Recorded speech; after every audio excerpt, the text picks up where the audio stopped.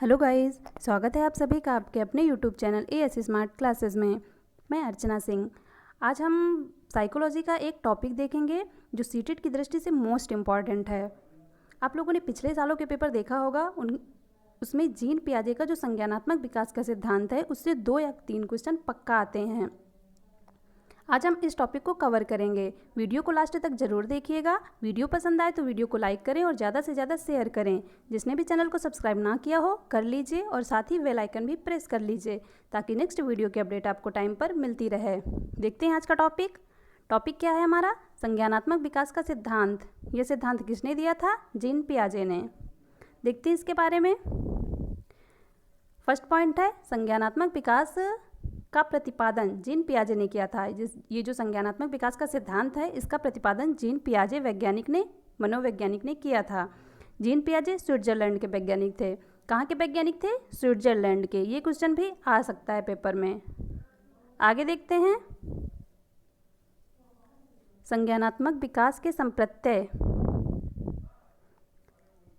पहला संप्रत्यय है अनुकूलन। क्या क्या संप्रत्यय हैं? अनुकूलन, वातावरण के साथ अपने आप को ढालना अनुकूलन कहलाता है। पियाजे ने अनुकूलन की 2 उपक्रियाएं होती हैं। पियाजे के अनुकूलन की 2 उपक्रियाएं होती हैं। अनुकूलन है क्या?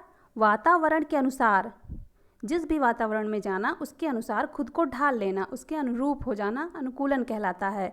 पियाजे के अनुसार अनुकूलन की 2 उपक्रियाएं होती हैं। कौन कौन सी? आत्मसात्करण, समायोजन। सबसे पहले देखते हैं आत्मसात्करण क्या है। आत्मसात्करण है हमारा पूर्व ज्ञान को नए ज्ञान से जोड़ना। क्या होता है आत्मसात्करण? पूर्व ज्ञान को नए ज्ञान से जोड़ना। जैसे मान लेते हैं ये एक बच्चा है और ये एक काले कुत्ते को देखता है। ये एक कुत्ता है।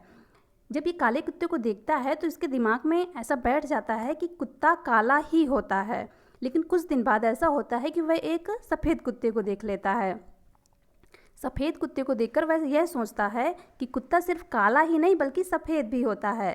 ये ब्लैक है। और उसने एक और कुत्ते को देखा जो वाइट है। जब उसने वाइट कुत्ते को देखा तब उसने सोचा कि कुत्ता सिर्फ काला ही नहीं बल्कि सफ़ेद भी होता है। तो इस प्रकार उसने अपने पूर्व ज्ञान में नए ज्ञान को जोड़ लिया। तो ये हो जाएगा आत्मसात्करण। देखते हैं समायोजन क्या होता है। समायोजन, पूर्व ज्ञान को अपने स्कीमा में परिवर्तन करके वातावरण के साथ तालमेल बैठाना। पूर्व ज्ञान या अपने स्कीमा में परिवर्तन करके वातावरण के साथ तालमेल बैठाना समायोजन कहलाता है। अब इसे कैसे समझेंगे? जैसे मान लीजिए एक बच्चा है और इसने एक कुत्ता देखा और इसके दिमाग में आया कि इसके 4 पैर हैं। 4 पैर वाले जो भी जानवर होते हैं वो कुत्ते होते हैं। इसने अपने दिमाग में बैठा लिया। लेकिन कुछ दिन बाद क्या हुआ कि इसने एक बिल्ली देखा। सबसे पहले इसने डॉग देखा, उसके बाद एक कैट देखा। जब कैट देखा तब इसने देखा कि उसके भी 4 पैर होते हैं और वो बिल्ली है। तो इस प्रकार उसने क्या किया कि जो उसका पूर्व ज्ञान था उसमें परिवर्तन करके वातावरण के साथ तालमेल बैठाया। मतलब उसमें ये परिवर्तन किया कि 4 पैर वाले सभी कुत्ते ही नहीं होते बल्कि अन्य जानवर भी होते हैं। उसने अपने पूर्व ज्ञान में परिवर्तन कर लिया। ये हो जाएगा समायोजन। आत्मसात्करण और समायोजन हमने समझ लिया। अब आगे देखते हैं स्कीमा क्या होता है। प्रत्येक व्यक्ति का वस्तुओं, व्यक्तियों और जीवन परिस्थितियों के साथ व्यवहार करते समय अपने खुद का ढंग होता है। इसे स्कीमा कहते हैं। प्रत्येक व्यक्ति होते हैं उनका वस्तुओं या जीवन की किसी परिस्थितियों के साथ अपना खुद का ढंग जो होता है व्यवहार करने का, उसे हम स्कीमा कहते हैं। स्कीम्स क्या होती हैं? ये भी पेपर्स में पूछा जा चुका है कई बार। स्कीम्स क्या होती हैं? जब किसी काम को करने के लिए हमारे पास विभिन्न प्रकार के तथ्य होते हैं उसे स्कीम्स कहते हैं। स्कीम्स को हम ऐसे समझ सकते हैं कि जैसे हम रोज़ सुबह नहा धोकर कपड़े पहनकर विद्यालय जाते हैं, ये हमारा रोज़ का कार्य है। तो ये हमारी रोज़ स्कीम्स हैं। आगे देखते हैं संज्ञानात्मक संरचना। बच्चे के मानसिक संगठन या क्षमताओं को संज्ञानात्मक संरचना कहते हैं।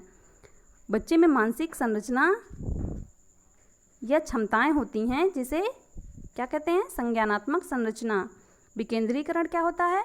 एक ही समस्या को अलग अलग तरीके से समझ पाने की योग्यता। अतः विकेंद्रण में बच्चा वस्तुनिष्ठ तरीके से सोचने लगता है। कैसे समझते हैं इसे, देखते हैं कैसे समझेंगे। मान लीजिए कोई बच्चा बहुविकल्पी प्रश्न हल करता है और वह एक ही उत्तर को चुनता है, तो यह हो गया विकेंद्रीकरण। मान लीजिए 1 option, 2 option, 3 option, 4 option, 4 option है किसी क्वेश्चन में, तो वह सिर्फ एक ही उत्तर को चुनेगा। मान लीजिए उसने 3 चुन लिया, तो ये हो गया विकेंद्रीकरण की अवस्था। क्या होता है इसमें, अलग अलग तरीके से समझ पाने की योग्यता। बच्चा वस्तुनिष्ठ तरीके से सोचने लगता है विकेंद्रीकरण में। आगे देखते हैं संज्ञानात्मक विकास की अवस्थाएं। जीन पियाजे ने संज्ञानात्मक विकास की 4 अवस्थाएं बताई थी। कौन कौन सी? पहली है संवेदी प्रेरक अवस्था, इसी को इंद्रिय गामक अवस्था भी कहते हैं। ये कब से कब तक होती है? 0 से 2 वर्ष तक। ये चारों ही इंपॉर्टेंट हैं, इन्हें अच्छे से समझ लीजिएगा। पहली संवेदी प्रेरक अवस्था या इंद्रिय गामक अवस्था 0 से 2 वर्ष। दूसरी पूर्व संक्रियात्मक अवस्था 2 से 7 वर्ष। तीसरी मूर्त संक्रियात्मक अवस्था 7 से 11 वर्ष। चौथी औपचारिक संक्रियात्मक अवस्था 11 वर्ष से ऊपर। आगे देखते हैं इनके बारे में। ये देखिए, पहली हमारी है संवेदी प्रेरक अवस्था या इंद्रिय गामक अवस्था। ये होती है 0 से 2 वर्ष तक। देखते हैं इसके बारे में कुछ। इस अवस्था में बच्चा अपने ज्ञानेंद्रियों के माध्यम से सीखता है। 0 से 2 वर्ष का बच्चा छोटा ही होगा, वह सिर्फ आँखों से देखेगा, कानों से सुनेगा, तो वह अपनी ज्ञानेंद्रियों के माध्यम से सीखता है। नेक्स्ट है, इस अवस्था में बच्चे में वस्तु स्थायित्व का गुण आ जाता है। वस्तु स्थायित्व क्या होता है? जब कोई बच्चा छिपी हुई वस्तुओं को निकालने में सक्षम हो जाता है तो वह वस्तु स्थायित्व कहलाता है। जैसे मान लीजिए हमने ये एक तकिया है, इसके नीचे हमने एक खिलौना छिपा दिया। अब बच्चा उसे इधर उधर से खोज खाज के उसे निकाल लेगा, तो यह हो जाएगा वस्तु स्थायित्व का गुण, छिपी हुई वस्तुओं को खोजना। आगे देखते हैं पूर्व संक्रियात्मक अवस्था। यह कब से कब तक होती है? 2 से 7 वर्ष तक। फर्स्ट पॉइंट देखते हैं जीववाद। जीववाद होता क्या है? सजीव व निर्जीव में अंतर ना कर सकना, सभी वस्तुओं को सजीव मानना। तो जीववाद जो हमारा होता है वह होता है सजीव व निर्जीव में अंतर ना कर सकना। पूर्व संक्रियात्मक अवस्था जो होती है उसमें बच्चा सभी वस्तुओं को सजीव मानता है। जो भी वस्तुएं देखता है वो सभी को सजीव मानता है, सजीव निर्जीव नहीं समझता, सिर्फ सजीव ही सजीव मानता है। नेक्स्ट है अहं केंद्रिता। अहं केंद्रिता में क्या होता है? पूर्व संक्रियात्मक अवस्था में बच्चा क्या होता है? अपने ही विचारों को सही मानता है, वह जो भी कर रहा है सब सही है, ऐसा मानता है बच्चा। उसमें अहं केंद्रिता का गुण होता है, वह मानता है कि मैं जो भी कर रहा हूँ सब सही है, उसके जो भी विचार हैं सब सही है। आगे देखते हैं चिंतन में यथार्थता। बच्चा अपनी कल्पनाओं और खुद के सपनों में खोए रहने वाली योग्यताओं को वास्तविक मानना शुरू कर देता है। तो उसके चिंतन में यथार्थता कैसी होती है? बच्चा अपनी कल्पनाओं और खुद के सपनों में खोए रहने वाली योग्यताओं को वास्तविक मानना शुरू कर देता है। नेक्स्ट, इस अवस्था में बच्चा जोड़ना, घटाना, गुणा, भाग आदि संक्रियाएं सीख लेता है। अब ये पूर्व संक्रियात्मक अवस्था कब से कब तक थी? 2 से 7 वर्ष तक। बच्चे 4 से 5 या 6 वर्ष तक विद्यालय जाने लगते हैं। तो इस अवस्था में बच्चा जोड़ना, घटाना, गुणा, भाग संक्रियाएं सीख लेता है। और क्या होता है? अपलटावी। इस अवस्था में बच्चा वस्तुओं एवं संख्याओं को उलटना पलटना नहीं सीखता है, अतः हम इस अवस्था को अपलटावी कह सकते हैं। तो इस अवस्था को अपलटावी भी कहते हैं। इसमें अपलटावी का गुण होता है, मतलब पलटना उलटना नहीं सीखता वस्तुओं को। आगे देखते हैं मूर्त संक्रियात्मक अवस्था। यह कब से कब तक होती है? 7 से 11 वर्ष।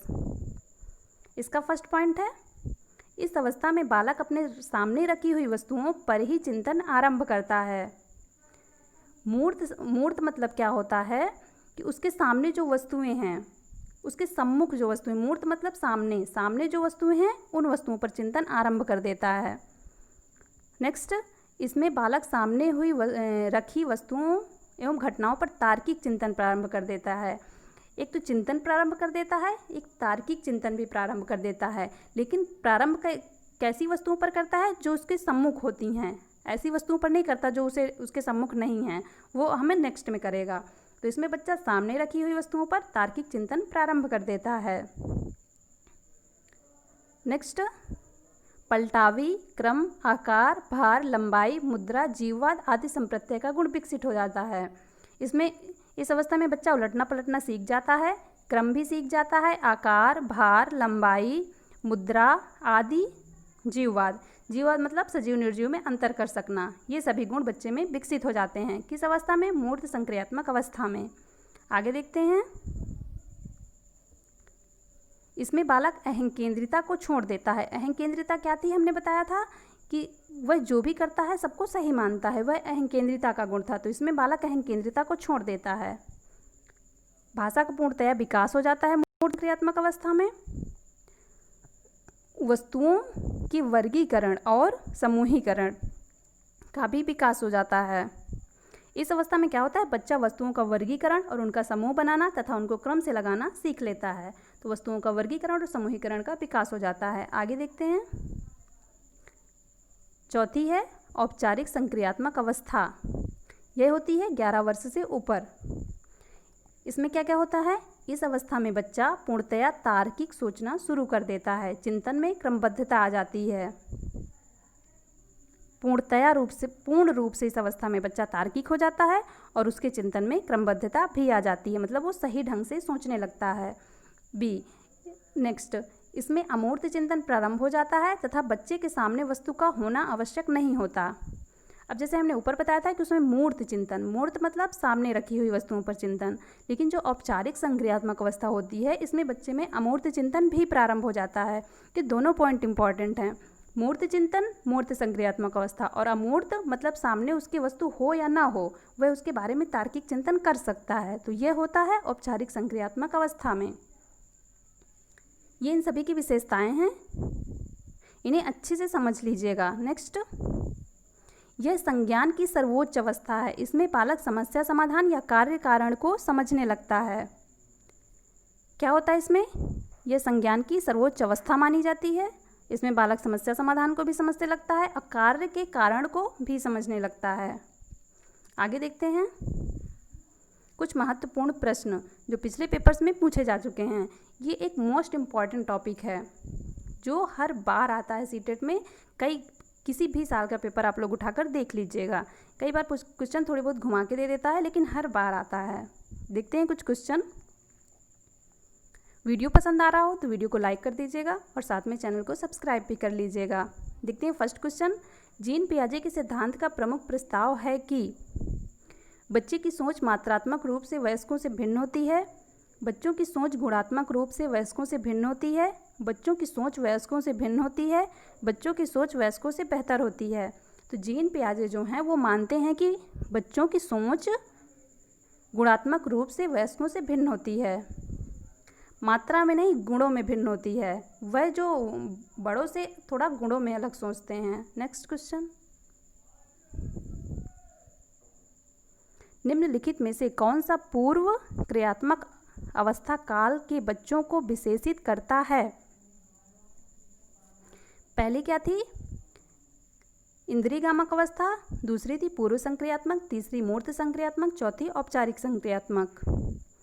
विलंबित अनुकरण, बी विचारों की अनुत्क्रमणीयता, सी वर्तुल प्रतिक्रिया, डी लक्ष्य निर्देशित व्यवहार। तो पूर्व संक्रियात्मक अवस्था में क्या होता है? राइट आंसर हो जाएगा ऑप्शन नंबर बी, विचारों की अनुत्क्रमणीयता होती है। Next question. निम्नलिखित में से कौन सी पूर्व संक्रियात्मक विचार की एक सीमा नहीं है? प्रतीकात्मक विचार का विकास, अहम मान्यता, अनुत्क्रमणीयता, ध्यान केंद्रित करने की प्रवृत्ति।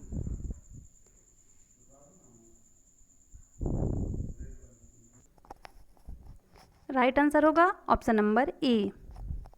इसमें पूछा है कौन सी सीमा नहीं है।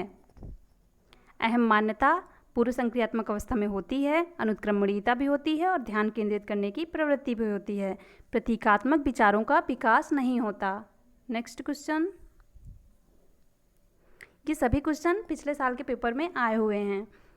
नेक्स्ट देखते हैं, निम्न में से कौन सा कथन पियाजे के सिद्धांत के अनुसार कहा नहीं जा सकता?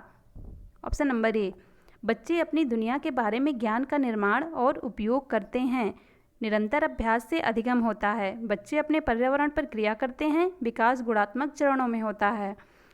पियाजे जो हैं वह मानते हैं कि बच्चे अपने जो ज्ञान का निर्माण वो पर्यावरण से खुद करते हैं। तो ऑप्शन नंबर ए राइट हो जाएगा, बच्चे अपने दुनिया के बारे में ज्ञान का निर्माण और उपयोग करते हैं। बच्चे अपने पर्यावरण पर क्रिया करते हैं, ये भी राइट हो जाएगा। विकास बच्चों का गुणात्मक चरणों में होता है, ये भी राइट हो जाएगा। इसमें पूछा है कौन सा नहीं है, तो राइट आंसर हो जाएगा ऑप्शन नंबर बी, निरंतर अभ्यास से अधिगम होता है। पियाजे ये नहीं मानते। नेक्स्ट क्वेश्चन, जीन पियाजे के अनुसार अधिगम के लिए निम्नलिखित में से क्या आवश्यक है? ऑप्शन नंबर ए, शिक्षार्थियों के द्वारा पर्यावरण की सक्रिय खोजबीन, वयस्कों के व्यवहार का अवलोकन, ईश्वरीय न्याय पर विश्वास, शिक्षकों और माता पिता द्वारा पुनर्बलन। तो हमने आपको बताया कि जीन पियाजे जो हैं वो पर्यावरण के ऊपर खोजबीन को ही अधिगम के लिए आवश्यक मानते हैं, तो वह पर्यावरण को महत्वपूर्ण मानते हैं। तो राइट आंसर हो जाएगा ऑप्शन नंबर ए, शिक्षार्थियों के द्वारा पर्यावरण की सक्रिय खोजबीन। बच्चों का खुद पर्यावरण में सक्रिय खोजबीन करना, जीन पियाजे अधिगम के लिए इसे आवश्यक मानते हैं। नेक्स्ट क्वेश्चन,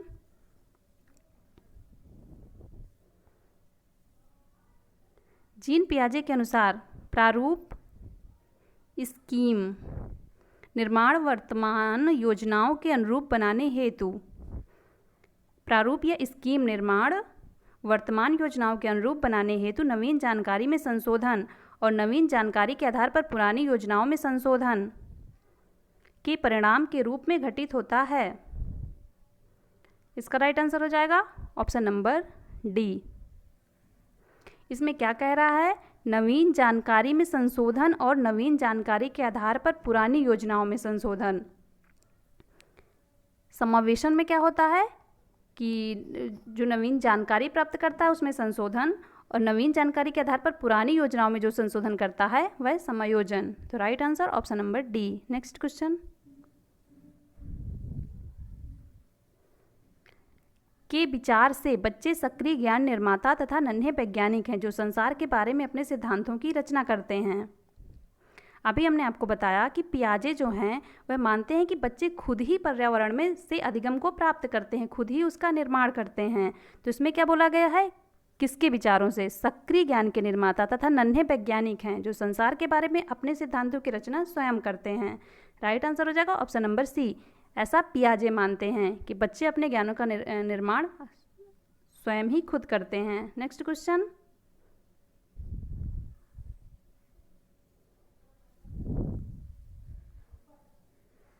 पियाजे के अनुसार बच्चों में चिंतन वयस्कों से में भिन्न होता है बजाय के किस में भिन्न होता है? वयस्कों से ऊपर हमने आपको बताया भी था, मात्रा में भिन्न होता है। मात्रा मतलब गुणों में भिन्न होता है, बजाय एक मिनट, पियाजे के अनुसार बच्चों का चिंतन वयस्कों से में भिन्न होता है। किस में भिन्न होता है? प्रकार में भिन्न होता है, जबकि बजाय मात्रा के। मात्रा तो समान ही होती है बल्कि उनका प्रकार भिन्न होता है। तो इसका राइट आंसर हो जाएगा option number B. Next question, पियाजे के अनुसार 2 से 7 वर्ष का बच्चा संज्ञानात्मक विकास की अवस्था में है। किस अवस्था में है? पूर्व संक्रियात्मक, औपचारिक संक्रियात्मक, मूर्त संक्रियात्मक, संवेदी गतिक। संवेदी गतिक थी 0 से 2 वर्ष, मूर्त संक्रियात्मक संवेदी गतिक के बाद पूर्व संक्रियात्मक थी 2 से 7 वर्ष, मूर्त संक्रियात्मक 7 से 11 और औपचारिक थी 11 से ऊपर। तो इसका राइट आंसर आप लोग समझ ही गए होंगे, ऑप्शन नंबर ए राइट हो जाएगा। नेक्स्ट क्वेश्चन, नवीन जानकारी को शामिल करने के लिए वर्तमान स्कीम में बदलाव की प्रक्रिया कहलाती है। क्या कहलाती है? इसका राइट आंसर हो जाएगा ऑप्शन नंबर सी। नवीन जानकारी को शामिल करने के लिए जब हम वर्तमान स्कीम में परिवर्तन कर लेते हैं तो वह प्रक्रिया समायोजन कहलाती है। नेक्स्ट क्वेश्चन, पियाजे के सिद्धांत के अनुसार निम्नलिखित में से कौन सा व्यक्ति के संज्ञानात्मक विकास को प्रभावित नहीं करता? ऑप्शन नंबर ए सामाजिक अनुभव, परिपक्वन, क्रियाकलाप, भाषा। पियाजे